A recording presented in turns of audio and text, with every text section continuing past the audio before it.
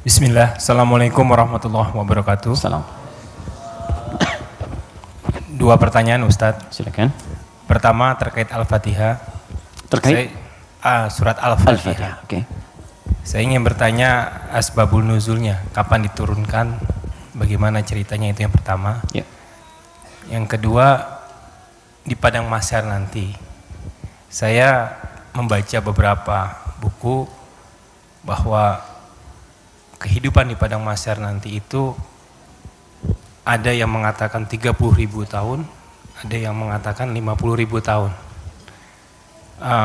Bagaimana nasib kita itu? Tadi sempat Ustadz kutip sedikit.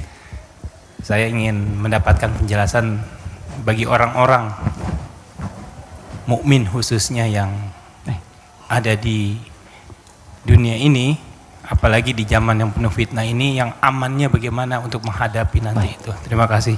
Assalamualaikum warahmatullahi wabarakatuh. Oke. Pertama, asbabun nuzul, sebab turunnya surah Al-Fatihah. Saya berikan sedikit dulu informasi. Jadi ada dua jenis asbab di dalam fikih Islam. Kalau asbab itu terkait dengan turunnya ayat, asbab itu sebab. Jadi sebab itu bahasa Arab asalnya, diserap ke bahasa Indonesia menjadi sebab. Sebab turunnya Al-Quran disebut asbabun nuzul. Kalau sebab munculnya hadis disebut asbabul wurud. Maksudnya asbabul wurud namanya. Misal, pernah dengar hadis tentang isbal? Isbal itu pakaian yang melebihi mata kaki. Nah, itu apa sebabnya Nabi berkata hadis itu? Sebabnya apa? Nah, sebab namanya asbabul wurud. Dari pengetahuan sebab ini kita akan melihat sebuah kesimpulan hukum. Jelas ya? Baik, sekarang apa sebab turunnya Al-Fatihah? Penting diketahui tidak semua surah dan ayat dalam Al-Quran memiliki sebab asbabun nuzul, sebab turun.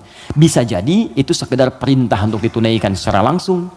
Bisa jadi itu bacaan-bacaan praktek dalam ibadah ketika ibadahnya diperintahkan. Bisa jadi ada sebab turun ketika ada pertanyaan tertentu untuk menyelesaikan sebuah kasus. Al-Fatihah masuk pada bagian yang tidak ada asbabun nuzulnya, tapi menyertai perintah ketika diturunkan. Apa perintahnya? Salat. Diperintah salat ketika diturunkan, Nabi diperintahkan setahun sebelum hijrah, usianya 52 tahun. Jadi usia 53 tahun, beliau hijrah kemudian ke kota Yathrib yang kelak menjadi Al-Madinah Al-Munawwarah. 13 tahun berdakwah di kota Mekah, setelah usia 40 tahun diangkat menjadi Rasul, turunnya surah Al-Alaq. Setelah itu kemudian 12 tahun sebelum hijrah turunlah perintah salat. Saat perintah salat itu diturunkan, mesti ada bacaan yang dibacakan, maka turunlah kemudian Al-Fatihah di situ. Saat turun di situ, kalimatnya Alhamdulillahi Rabbil Alamin, Ar-Rahmanir Rahim, Maliki Yaumiddin, Iyyaka na'budu wa iyyaka nasta'in, Ihdinas siratal mustaqim, siratal ladzina an'amta 'alaihim ghairil maghdubi 'alaihim waladdallin. Kemudian setelah turun digunakan dalam salat. Saat hijrah ke Yathrib yang kelak jadi Al-Madinah Al-Munawwarah, tiba-tiba si kecil namanya Abdullah, anak laki-lakinya Abbas paman Nabi, beda 3 tahun usianya dengan Nabi. Abbas, anak laki-laki Ibnun, maka sering disingkat Ibnu Abbas. Ibnu Abbas nama aslinya Abdullah. Ingat teman-teman, saya berikan rumus sedikit ya. Kalau Anda belajar hadis, menemukan kalimat Ibnu Omar, Ibnu Abbas, itu nama aslinya rata-rata Abdullah. Kenapa dihapuskan nama anaknya dan disebut kemudian nasab ke bapaknya untuk memberikan inspirasi kepada orang tua di masa datang bahwa begini cara mendidik anak seperti Nabi mengajarkannya. Jadi kalau anak itu kemudian beramal, orang tua dapat pahalanya. Ya, teman-teman kenal Ibu Umar bin Khattab? Bagus. Oke, baik. Belum ditulis, sudah kelihatan kenal Umar bin Khattab, luar biasa. Hari ini spesial. Gak apa-apa mas, saya selesaikan. Datang sendiri, ngajar sendiri, ngapus sendiri, ngapus sendiri. Jamaah tinggal nanya, lihat masuk surga, enak banget. Masya Allah, surga Firdaus lagi. Udah nggak apa, udah selesai. Ya. Mudah nantum ke surga juga. Insya Allah. Bercanda ya, mudah-mudahan nyata. Oke, fokus. Di sini. Fokus baik-baik. Yuk, Tadi kita katakan Abdullah misalnya, Ibnun itu anak laki-laki, nggak pakai kepala gini, Ibnun. Disingkat jadi bin. Bin itu anak laki-laki. Ya. Dibuang ininya jadi bin, dipindahkan harakatnya ke sini. Jadi asalnya begini, Ibnun. Kasrah itu sesuatu yang pecah, kecil. Bunyinya lembut, gitu. Ya, makanya perempuan seringkali menggunakan kasrah. Anta tapi perempuan anti. Ka perempuan ki. Jazakallah khair. Semoga Allah berikan kepada Anda pahala. Ka itu untuk laki-laki. Jazakillah khair itu untuk perempuan. Awas ya, akhwat, penting itu diketahui. Karena saya pernah mengajar pakai batik, pakai peci. Setelah selesai, Ustaz terima kasih memberikan pengajaran. Jazakillah khair gitu ya. Saya masih pakai peci itu. Ya nggak apa-apa lah gitu. Oke. Nah, ibnatun perempuan. Ibnatun anak perempuan. Ini boleh kita hapuskan. Kalau kita hapus ini, yang depan ini, begini, ini dihapus, maka harokat ini pindah ke setelahnya. Geser. Ini ke sini jadi bi, ini ke sini jadi en, bin. Yes? Ini kita hapus, pindah harokatnya ke sini di bi, ini ke sini geser. Bint. Ini bint, maka ini terbuka jadi binti. Ingat? Aisyah binti Abu Bakar. Binti itu maksudnya anak perempuan. Makanya ada Isa bin Maryam. Loh kok bin Maryam? Betul, Isa anak laki-lakinya Maryam, karena Maryam nggak punya anak perempuan. Jelas ya? Nah, di ilmu hadis, kalau ada ayah bisa mendidik anak dengan baik, maka nanti sebagai penghargaan bagi orang tuanya, nama anaknya akan dihilangkan, tidak disebutkan, cukup binnya saja nama ayah disebutkan. Umar punya anak namanya Abdullah. Ketika Umar didik dengan baik, saya ini kan pejuang, saya ini bersama Nabi, saya harus punya anak yang jadi ahli fikih supaya meneruskan perjuangan saya. Bapaknya cukupkan di mana-mana Nabi, anaknya nanti meneruskan ilmunya Nabi. Maka didik oleh Umar. Kalau Anda ke Madinah, ini Raudhah, ini masjid yang pertama awal-awal, sekarang karpetnya hijau semua. Kemudian di sini pintu Babus Salam, di sini makam Nabi, di sini mimbar. Ini pintu Baqi, di sini bab Jibril, pintu 46. Bab Jibril. Nah, di sini ke sini ke Awali, di sini ada Baqi, di sini rumah istri-istrinya Nabi semua. Di depan pintu Jibril, bab Jibril. Ya, jadi kalau ada Sayyidah Aisyah, kemudian Sayyidah Zainab binti Jahsy, Saudah binti Zam'ah, semua istri Nabi tinggalnya di sini, depan ini persis. Kemudian di sini, ini ada Abu Ayyub Al-Ansari, Umar bikin rumah di sini. Bikin satu kamar untuk anaknya Abdullah, dihadapkan langsung ke tempat Nabi. Untuk belajar dari Nabi sebelum datang ke majlis ilmunya. Jadi kalau yang lain nunggu di majlis ilmunya Nabi, kalau anak Umar diajarkan oleh bapaknya sebelum Nabi bahkan ke majlis ilmu, sejak keluar dari rumahnya, itu bisa melihat bagaimana Nabi jalan, bagaimana Nabi nengok. Makanya anaknya Umar banyak meriwayatkan hadis dari sejak kecil, meriwayatkan 2.800 hadis. Anaknya Umar. Siapa yang punya wasilahnya? Bapaknya. Untuk menghargai bapaknya ini, Abdullahnya dihilangkan di sini, maka disebut nama bapaknya Ibnu Umar, Ibnu Umar, Ibnu Umar. Seakan pesan kepada orang tua di masa datang, kalau kita ingin mendapatkan kebaikan dari Allah, maka didik anak kita dengan baik, kelak orang tuanya pun akan dikenang. Setiap hadisnya kita bahas satu, bapaknya ikut mendapatkan pahalanya. Itu poinnya. Ya. Nah, tadi Al-Fatihah itu tidak ada asbabun nuzulnya. Kemudian ketika sampai di Madinah, Ibnu Abbas, anaknya Abbas, ini persis sama juga. Abbas itu pengusaha, teman-teman. Pengusaha besar. Sebelumnya terjebak dengan riba. Dibebaskan oleh Nabi. Tinggalkan riba, kata Nabi, dibebaskan. Dan dahsyatnya ketika ribanya ditinggalkan, awal-awal kan turun tuh. Setelah itu naik 2 kali lipat dari sebelumnya. Ribanya hilang, omsetnya naik 2 kali lipat. Nah, beliau sadar saya ini sibuk. Tapi di balik kesibukannya, bayangkan loh, paman Nabi, kerabat Nabi, muslim, mukmin bersama Nabi di surga, sibuk berbisnis, tapi masih punya waktu untuk datang ke majlis Nabi. Setiap akhir pekan datang ke majlis Nabi ke Sufah, belajar. Karena itu ketika Nabi wafat, Abbas ini sudah mendapatkan 200 hadis. Bayangkan pebisnis hafal hadis 200, itu kan luar biasa. Kalau Quran gampang, hadis itu tak mudah, 200 hadis. Paman Nabi, keluarga Nabi, kerabat Nabi, sibuk, bisnis, kaya juga, masih hafal hadis. Antum siapa? Paman Nabi bukan, kerabat Nabi bukan, tetangga Nabi bukan, kan? Sesibuk apa sih? Sampai untuk baca Quran pun belum punya waktu. Cita masuk surga lagi, kan? Nah, ini beliau sadar, saya ini sibuk nih, berdagang. Maka harus ada yang mewarisi ilmu anak saya. Maka anak itu dipetakan, teman-teman begitulah, cucunya atau anaknya, ayo disiapkan. Ini anak pertama Qurannya, anak kedua hadisnya. Nggak apa-apa, kalaupun kelak jadi arsitek yang hafal Quran. Oke? Pengusaha yang ahli hadis, nggak apa-apa, banyak. Dulu biasa begitu, Bu. Teman-teman ikhwan, dulu biasa. Antum kalau temukan kitab namanya Bidayatul Mujtahid, kitab bagus perbandingan fikih. Itu kitab fikih tuh, tapi yang nulis dokter bedah. Ibnu Rushd namanya, di barat dikenal dengan Averroes. Itu nulis kitab fikih, itu biasa dulu tuh, biasa saja. Nah, Abbas ini menginvestasikan anaknya, namanya Abdullah juga, untuk belajar ke majlis Nabi. Jadi setiap bapaknya berangkat titipin. Ketika Nabi wafat, anak ini usia masih 13 tahun. Bapaknya hafal 200 hadis, anaknya hafal 2000 hadis. Dan kalau anak dititipkan di tempat tertentu, maka habit itu akan membentuk dia untuk berperilaku. Tontonan yang dilihat, itu jadi karakternya. Kalau dia yang diperlihatkan yang baik-baik, yang keluar baik. Diajarkan kata-kata baik, yang keluar baik. Sekarang ada pendekatan bagus, ini share sebentar. Jadi pendekatan Al-Quran sekarang namanya. Ya, saya juga share dengan teman-teman, termasuk di keluarga kami terapkan. Kalau Anda ingin cepat anaknya hafal Quran, maka dia bisa dilatih dan dikondisikan dari sejak awal. Dengan lingkungan Quran. Misal, lahir dari 0 bulan ketika lahir, itu Anda kondisikan misalnya speaker aktif di rumah. Ya, dalam setiap 1 bulan, dia dengar 1 juz. Bacakan aja, 1 juz. Setiap 1 bulan. Tapi jangan acak ya, terurut. Misal bulan pertama, juz 1. Bulan kedua, juz 2. Pindah terus. Sampai bulan ke-30, usia dia 30 bulan, dia sudah mendengar 30 juz. Dan anak itu, sejak mulai dilahirkan, organ pertama yang berfungsi, kata Al-Quran, itu pendengarannya. Al-Quran langsung mengatakan, itu pendengarannya.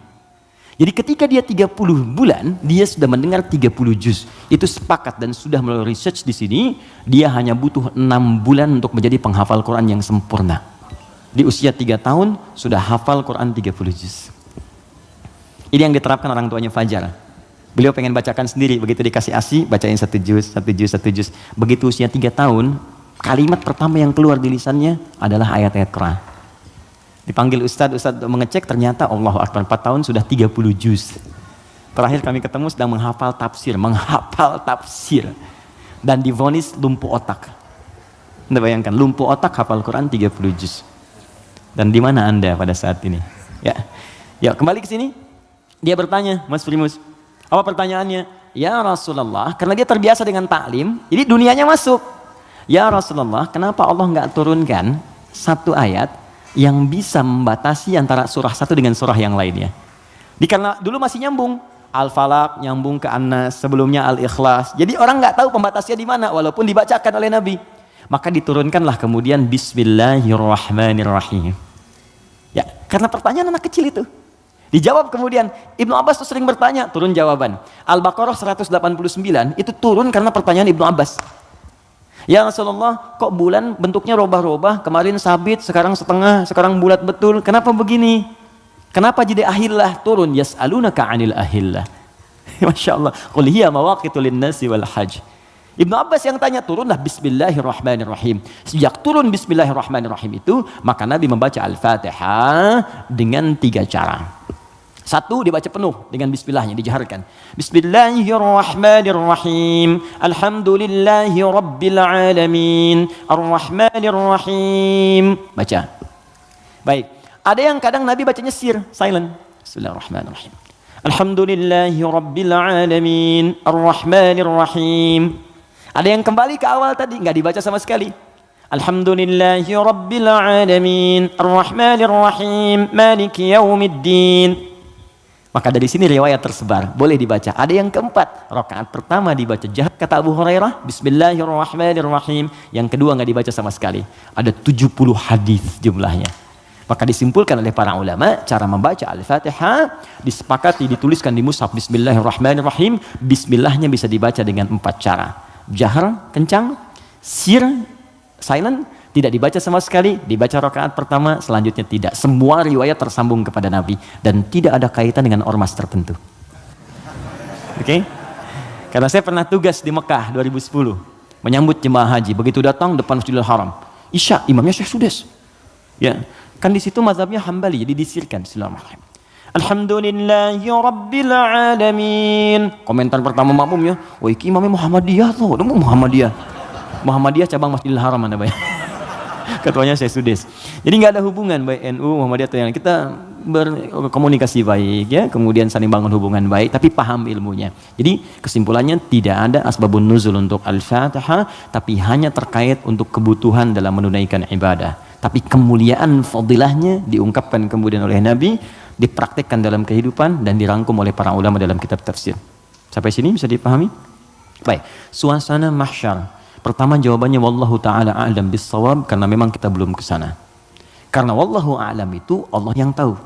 Maka kita tanyakan kepada Allah, Allah turunkanlah kemudian paparan dalam ayat-ayat Al-Qur'an. Baik. Tentang suasana itu diturunkan satu surah. Surah ke-75. Surah Al-Qiyamah. Persiapannya diturunkan surah Al-Waqi'ah, surah ke-56. Waktu terjadinya diturunkan surah ke-31 ayat 34. Tentang kiamatnya, peristiwanya, persiapannya. Waktunya tidak diketahui. Dirahasiakan supaya kita semangat untuk beramal dalam persiapannya. Makanya kalau Nabi ditanya kapan kiamat, Nabi balik tanya persiapan kamu apa? Ya. Jawaban Nabi, jangan sibuk pikirkan kiamat, sibuk pikirkan amalan dirimu untuk ke situ. Karena kiamat pun dirahasiakan oleh Allah supaya kita semangat untuk beribadah menyambut itu. Dan nggak akan ada umat Nabi Muhammad kemudian hidup saat kiamat, nggak ada. Semua akan diwafatkan yang soleh-soleh. Nggak akan mengalami itu. Nggak akan mengalami. Semua wafat. Maka turun Quran surah ke-31 ayat 34. Innallaha indahu ilmus sa'ah. Sungguh hanya milik Allah pengetahuan tentang waktu tepatnya terjadi kiamat. Sa'ah. Tuh, diksi Al-Quran tuh indah sekali. Kiamat itu kan di Quran banyak. Malik yaumuddin kiamat. La uqsimu bil yaumil qiyamah, yaumul qiyamah. Yaumul ba'ts, hari kebangkitan. Tapi ketika menunjuk waktu pakai sa'ah. Innallaha indahu ilmus sa'ah. Sa'ah itu kalau sekarang jam. Di jam itu ada menitnya? Ada. Ada detiknya? Ada. Bahkan sampai ke menit detiknya hanya Allah yang tahu. Di sini ada 5 hak prerogatif Allah. 5 yang tidak diketahui oleh siapapun, bahkan even itu malaikat. Makanya di hadis Muslim nomor hadis ke-8, malaikat bertanya pada Nabi, "Mata sa'ah?" Kapan terjadi kiamat? Kata Nabi, "Mal mas'ulu anha bi'a'lama minas sa'il." Yang ditanya tidak lebih tahu daripada yang bertanya. Anda kan yang dekat dengan Allah, Anda yang tahu. Nah, ini ingin menegaskan bahkan saya pun malaikat yang paling dekat dengan Allah nggak tahu kapan terjadinya. Apalagi dukun yang kemudian tiba-tiba ada di bumi. Ya, ahli langit pun nggak tahu masa ahli bumi kemudian tiba-tiba bisa menerawang. Ya, makanya kalau ada yang mengatakan kiamat akan terjadi tanggal sekian, bulan sekian, tahun sekian, udah abaikan aja. Ya, itu paling gampang, sudah jauhi. Saya di Garut dulu tahun 99, itu menjelang tanggal 9, bulan 9, tahun 99, tersebar isu akan terjadi kiamat. Sebagian ada yang sepi tuh, sepi di pasar Garut tuh, Tarogong sepi apa. Saya bilang kenapa nggak pada beraktivitas, isu kiamat menyebar. Tiba-tiba nggak terjadi, diundur katanya ke tahun 2012. Terjadi pengunduran kiamat, Anda bayangkan. Jadi itu poinnya. Jadi kalau waktu, jangan ditanya kapan terjadi. Yang penting untuk diketahui adalah persiapan kita apa. Dan paling dahsyat adalah jika terjadi perbuatan-perbuatan yang dengan perbuatan itu justru tanda-tanda kemudian kiamat itu semakin menuju dekat. Tapi dekat dalam pandangan Allah dengan kita berbeda. 1 hari bagi Allah hitungannya hari, bagi kita kan 1000 tahun. Ya kan? Bagi Allah dekat nih. Iqtarabatis sa'atu wansyaqqal qamar. Bulan telah terbelah, kiamat semakin dekat. Kiamat semakin dekat itu bukan saat Bang Deddy bikin sinetron. 15 abad yang lalu itu turun ayat, kiamat sudah dekat. Itu kalimat Quran.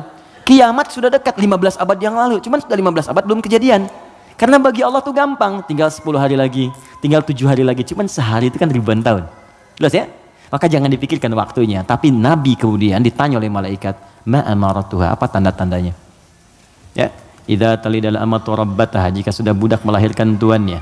Wa antaral khufatal arata, ya, jika seorang budak melahirkan tuannya, jika engkau melihat seorang penggembala bertelanjang kaki, telanjang dada, kemudian berlomba-lomba meninggikan bangunan. Ya, budak melahirkan tuannya, itu ada yang menyebutkan suasana sudah mulai terbalik. Halal dianggap haram, haram dianggap halal. Yang benar jadi salah, yang salah jadi benar, yang benar dibikin disertasi, dibikin tulisan ilmiah, ya tiba-tiba dikalahkan oleh yang salah, gitu kan? Yang salah kemudian menyebar, jadi dianggap biasa. Jika sudah maksiat tingkat yang tinggi dianggap biasa, bukan yang rendah. Zina itu min sab'il mubiqat, 7 yang menyebabkan kehancuran, dosanya besar.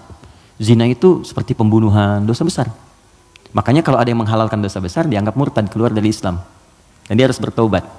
Harus bertobat. Makanya kita dorong dengan doa, diarahkan lagi. Kan mungkin karena ketidaktahuannya, kan?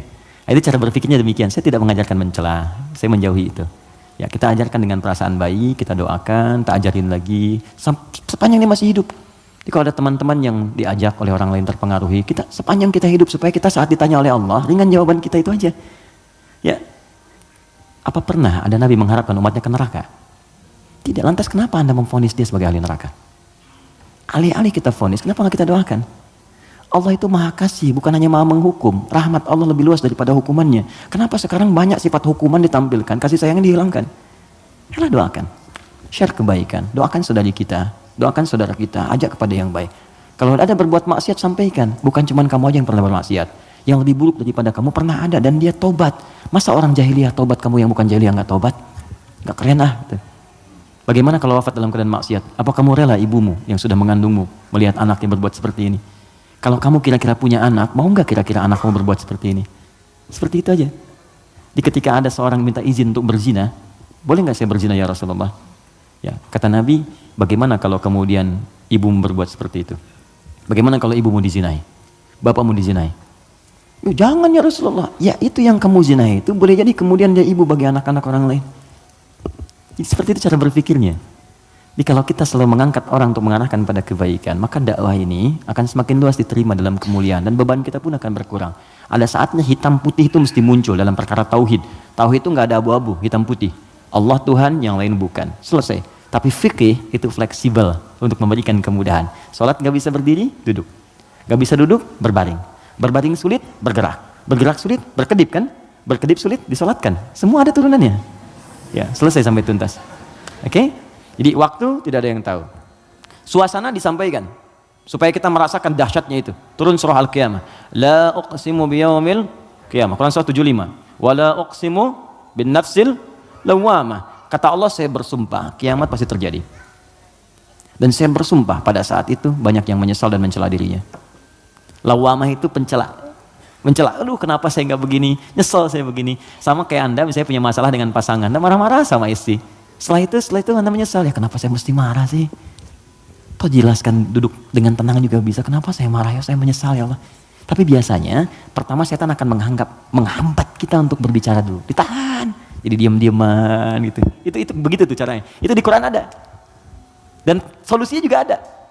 Dan ada penyesalan setelah itu. Sama ke anak juga begitu. Anak berbuat salah terus kita marah ya. Kamu ini kemarin nggak ngerti mama ya. Tapi setelah itu ya Allah kok saya marah sih. Ya, kok saya marah sih gitu ya. Nah itu lawamah namanya. Mencela diri pada sesuatu yang tidak seharusnya terjadi. Hari kiamat lebih banyak lagi. Kenapa dulu saya nggak sholat? Kenapa dulu saya nggak beriman? Kenapa dulu saya begini? Itu kiamat. Dan itu sudah bukan ranah kita lagi. Kata Allah, kalian yang beriman wafat dulu supaya nggak melihat hiruk pikuk orang. Udah.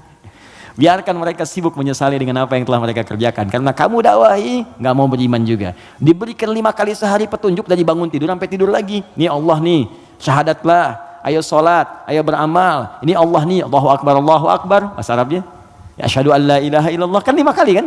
Dari bangun tidur sampai tidur lagi. Sepanjang hidup loh, setiap hari. Kurang apa lagi? Kurang apa lagi? Dan lafaz ini, kenapa disebut adzan? Apa artinya adzan? Panggilan. Apa artinya panggilan? Adzan. Saya memanggil kamu kemarin, saya mengadani kamu kemarin. Tidak. Adzan itu panggilan, tapi bukan sekedar panggilan. Adzan itu seakar juga dengan kata uzun, jamaknya adzan, artinya telinga. Kenapa lafaz ini disebut dengan adzan? Karena Allah menjamin lafaz ini satu-satunya lafaz di muka bumi yang terus akan didengar oleh orang yang masih punya pendengaran di telinganya. 24 jam tidak berhenti. Makanya waktu adzan itu bisa berbeda di setiap tempat. Coba lihat, di sini adzan, nanti setelah saya Bintaro adzan, Tanah Kusir adzan, kan? Jakarta adzan, ke Bekasi adzan, sebelumnya ke Bandung, terus 24 jam. Itu Mesir selesai adzan, Libya adzan, Libya selesai Tunis adzan, Maroko adzan. Demikian terus 24 jam diperdengarkan supaya kita nggak punya alasan lagi di hadapan Allah Subhanahu wa taala.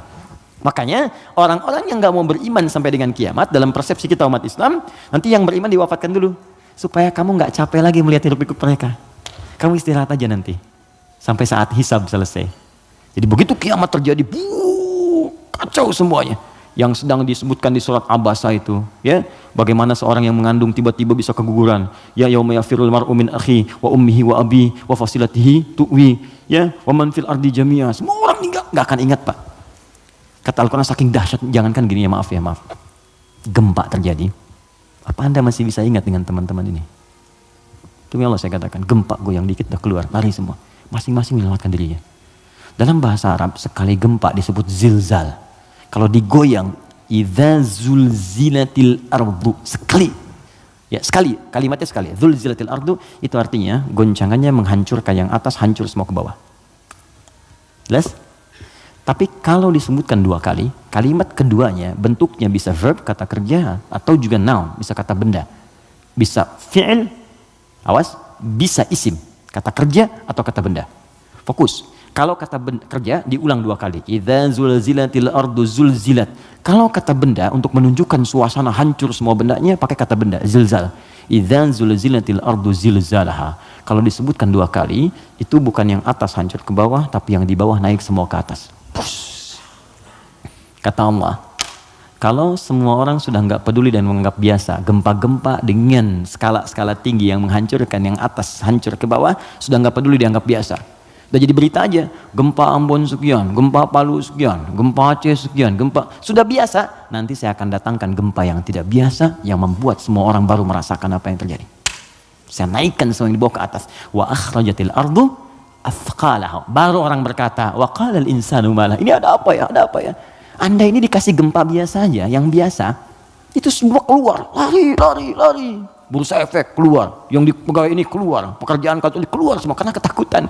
Nanti mau lari kemana? Karena yang di bawah ini diangkat ke atas semua. Puh. Saat itu kita sudah nggak ada. Karena orang beriman oleh Allah tuh diistirahatkan. Istirahat dulu aja, biar hancur semua dulu. Ntar baru dibangunkan lagi, muncul lagi. Itu di surah Qiyamah. Al-Qiyamah, suasananya di Abasa ada. Terus cara berbekalnya, bukalah kemudian surah Al-Waqi'ah. Makanya sering kita diminta baca Al-Waqi'ah. Kan berurut tuh, 55, 56, 57 kan? 55 apa? Ar-Rahman, kan? Nah, jangan dibaca saat pernikahan aja. Ya. Saat lamaran baca Ar-Rahman. Sekarang tuh keren, tapi saya senang bagus-bagus sekarang pakai Al-Quran. Ya. Sampai ada seorang kiai kedatangan 3 orang ya untuk melamar putrinya, cantik, bagus, soleha. 3 orang datang melamar, pertanyaan pertama Quran. Anda siapa namanya? Saya Anas Pak. Bagus, baca surat Anas. Anas. Ya bagus katanya. Yang kedua siapa namanya? Saya Torik Pak. Ya, baca At-Torik. Baca bagus. Ya. Yang kedua belum disuruh udah pucat tuh. Adik siapa namanya? Saya Imran Pak. Tapi dia pintar. Tapi panggilan sehari-hari kulhu Pak. Ya Allah, udah sini. Oke, jelas ya Mas Bim ya? Oke, jadi baca surat Al-Waqi'ah untuk berbekal. Wa ashabul yamini wa ashabul yamin. Yang pegang tangan di tangan kanannya saat kiamat itu enak banget, tinggal menikmati surganya. Ada yang pertamanya sabiqun, yang duluan masuk surga. Tapi mereka golongan sedikit. Jangan diratapi ya sedikit saya nggak masuk. Bukan, masuklah ke dalam golongan sedikit itu. Nanti ditafsir di ayat lain, bagaimana cara masuk ke dalam golongan itu? Ditafsir di An-Nisa, Quran surah keempat ayat 69, paling kanan pertengahan. Wa may yuti'illaha wa rasul, siapa yang mau taat kepada Allah dan Rasulnya, fa ulaika ma'al ladzina an'amallahu 'alaihim, maka mereka akan disertakan dengan golongan sedikit. 4 golongan saja. Minan nabiyyina, dengan semua nabi. Jadi ada orang yang tinggal di surga sekomplek dengan semua nabi. Dari Nabi Adam sampai Nabi Muhammad SAW. Enak tuh. Kamu tinggal di mana, akhi? Surga biasa. Tangganya siapa? Ya, depan saya Nabi Ibrahim. Masya Allah. Belakang saya Nabi Musa. Samping kiri saya tuh ganteng-ganteng Nabi. Dulu kan ente nonton ganteng-ganteng serigala. Ganteng-ganteng Nabi. Nabi Yusuf. Kanan saya Nabi Muhammad SAW. Nah, itu yang bisa menyatu dengan itu 3 golongan. Ya, siapa dia? Siddiqina wasyuhada'i wassalihin. Siddiqin itu orang jujur. Yang dimaksud jujur di sini adalah jujur mempraktekkan bimbingan Quran dimanapun dia berada. Anda misalnya aktif di dewan, kata Quran jujur, praktekkan jujur, benar, jaga kebenaran, tawadhu, sabar, praktekkan semuanya. Sampai wafat gak apa-apa, capek itu wajar. Capek itu emang dunia untuk capek. Dunia itu tidur aja capek. Sementara aja. Nanti kalau sudah selesai, tenang kita. Dunia ini capek, sedang tidur dibangunin capek. Nanti kalau sudah selesai, gak akan bisa dibangunin lagi. Benar, memang tempatnya capek, baru tidur, bangun lagi. Ntar kalau udah tugas kita selesai, beres, tinggal nunggu aja akhirnya begitu selesai. Wah enak, gak akan bangun lagi. Kalau udah selesai, dibangunin juga percuma, gak akan bangun. Nah udah istirahat, waktunya tiba. Gak apa-apa, capek dulu aja. Ada waktunya kita tinggal menenun dan mendapatkan apa yang kita telah tenun selama ini. Tenun di dunia, dan panen saat kita kembali kepada Allah. Makanya orang-orang baik itu saat meninggal itu ditampakkan pahalanya. Sehingga, itu, oh ya betul. Nah, jadi saat mendapatkan itu, penampakan pahala, tenang dia, nyaman. Karena nyaman itu udah gak ingat meninggal. Karena gak ingat itulah perasaannya tenang, seakan-akan tenang, gak sadar, udah lepas dari rohnya. Itu ada di Quran, di surah ke 89 ya, di 89 di ayat ke-27 sampai 30. Al-Fajr. Ya ayyatuhan nafsul mutmainnah, irji'i ila rabbika radiyatan mardiyah. Hei jiwa yang sedang tenang ya tenang aja, tenang ngelihat pahalanya. Banyak ya Allah, alhamdulillah. Lagi tenang-tenang begini tiba-tiba diambil ya nyawanya. Selesai. Irji'i ila rabbika radiyatan mardiyah. Cepat pulang ke sini kepada Rabbmu. Aku ridho dengan amalmu, engkau pun akan ridho dengan pemberianku. Fadkhuli fi ibadi, engkau masuk dalam golongan hambaku terbatas. Wadkhuli jannati, aku siapkan surga untukmu dari sekarang. Semoga kita diberikan bagiannya insyaallah.